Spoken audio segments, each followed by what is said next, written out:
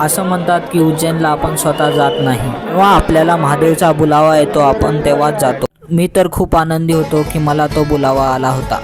तर आम्ही सगळ्या मित्रांना रेडी करून निघालो उज्जैनला. मग आम्ही पोहोचलो महादेवच्या नगरीमध्ये आणि आम्ही सर्वात पहिले आंघोळ ते करून मग महादेवच्या दर्शनासाठी निघालो. आम्हाला तर भस्म आरती करायची होती आणि ती आरती सकाळी 4:30 वाजता चालू होती आणि ती आरती अटेंड करायसाठी आपल्याला प्री बुकिंग करावं लागते आणि ती बुकिंग आम्ही केलं नव्हतं. आणि आम्हाला त्याचं काही वाटलं नाही. हा संकेत होता महादेवचा की तू परत ये उज्जैनला आणि माझी भस्म आरती कर, म्हणजे अजून एकदा आपल्याला बोलावा होता. आम्ही म्हणलं चंदनचा टिका लावून घेऊ आणि निघालो मंदिरच्या गर्भगृहाकडे.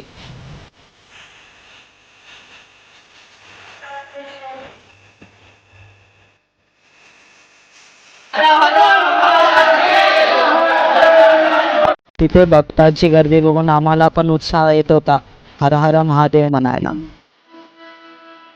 पण महाकालेश्वरचे दर्शन आम्हाला एवढं खतरनाकपणे भेटलं की आम्ही मन भरून लिटरली महाकालचे दर्शन घेतलं.